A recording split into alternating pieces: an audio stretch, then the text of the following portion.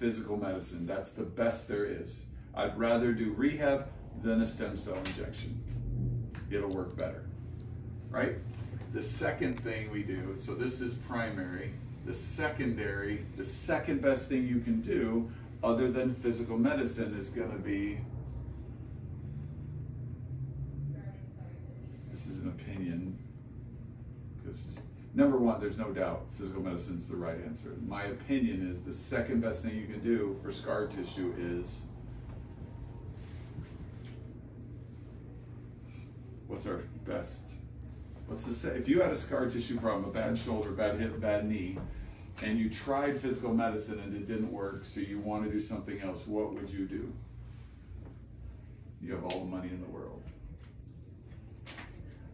Stem cells? Don't say meth. It's stem cells. Why aren't they saying this? Stem cells are the best, second best thing you can do. And you can combine them. Why are stem cells not better than physical medicine? Physical medicine will rehabilitate the scar tissue. Stem cells will not. Stem cells will regrow some of the tissue, but they don't alleviate the 4 negatives of the scar tissue that's already there. I would, all day long, if you gave me 100 patients with scar tissue problem, I would bet any amount of money that I can get better results with my group doing physical medicine than you could with stem cells. And how much better? At least 25% better results. And pain, function, everything, stem cells over physical medicine. But long term though, stem cells will get them better results longer lasting. But I don't know. But I disagree. But anyway, so the point, right, for training purposes, since I'm the boss. Yeah, but together, right? Physical medicine, yes. They have to keep coming back over and over and over again. If you do physical medicine with stem cells, anyway. With stem cells you would too. Yeah, but they might be able to do it way less. Physical medicine will beat stem cells if they go head to head. But keep in mind too, this is a 1 + 1 = 3 scenario. You got to understand that. So, and we always do them together, always. And that's why we're going to have a lecture on adding exercises. I want to go over how you do it. We always do. And if you don't have a person coordinating care for you, if you're working with a chiropractor, you go to the chiropractor, say you're going to teach them the exercises, you're going to do the cold laser. If you don't have a co-manager on the account, you're responsible for making sure they're doing cold laser and exercises. You either teach it to them yourself or you assign somebody to do those exercises. They're absolutely critical, so make sense? That's your job, or you're a bad person and a bad human being. I'm joking again. Don't do meth. Okay. They thought it was. Everybody dies when you saw how funny they thought that was. They died. I'm sitting there in a lecture. Every lecture I go to now, I have my own jokes that I tell every time, and I'm like, "What do you do if you have pain?" And they're like, "I don't know." And I'm like, "Take meth." And they just, because I'm a doctor and a chiropractor, but they all look at me like, "Are you crazy?" I'm like, "Try. Have you ever tried meth?" You don't have to answer that if you have, but no. Yeah. Do you know what happens when you take meth? No. You feel better than you will ever feel again in your life. That's why it's so addicting. And if you have any degree of pain, you don't care. It doesn't matter. You feel that good from meth. I've never done it. That's good. Isn't that like gasoline? I don't really know drugs. Methamphetamines? Yeah. So your whole body runs on dopamine. Like, most of what you do is because you're craving dopamine. So if somebody gives you a hug and you like them, you will get a tiny squirt of dopamine. Dopamine's a neurotransmitter in your brain. And you get a tiny squirt. Anytime you've ever felt a warm, fuzzy feeling, someone gives you a compliment, "You look nice today. I just gave you some dopamine." Okay?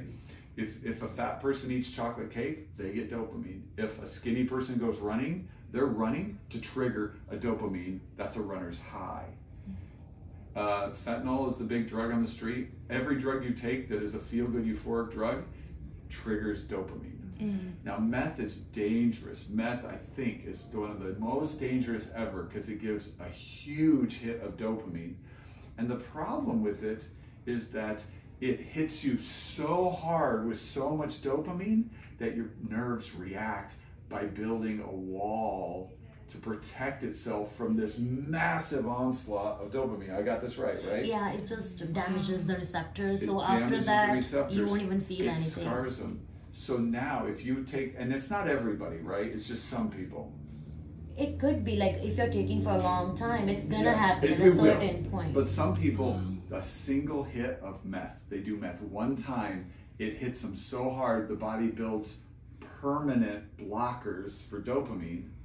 And so now guess what? When someone gives you a hug, you feel nothing. Wow. And you eat chocolate cake, you feel nothing. And your body, if it doesn't get enough dopamine, it will get dopamine. You'll either get it from sex, you'll get it from all of a sudden everything you love in life has no joy at all. So guess what your only option is? Meth. More meth. And that's why it's so hard to quit, because you've ruined the rest of your life. That's how bad it is, okay?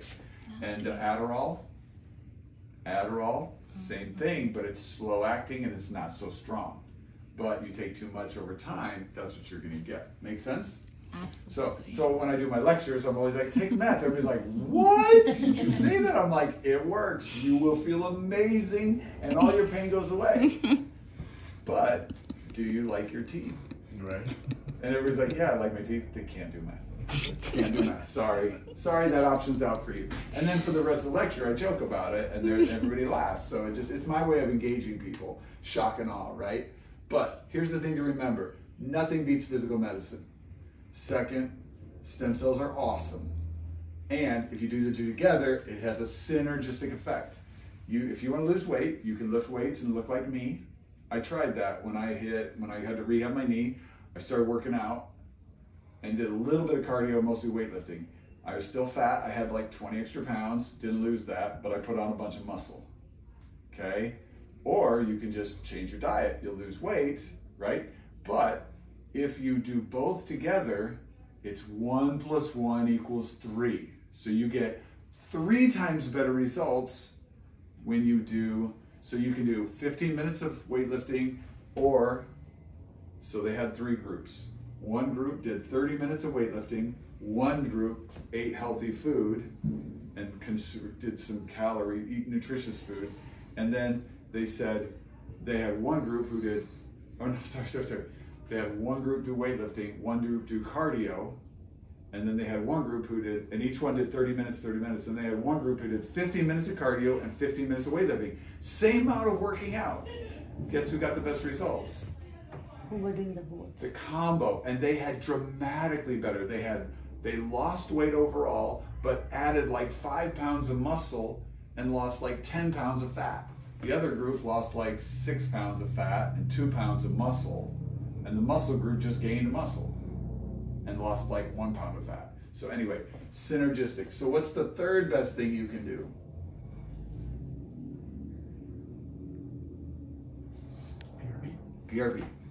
PRP.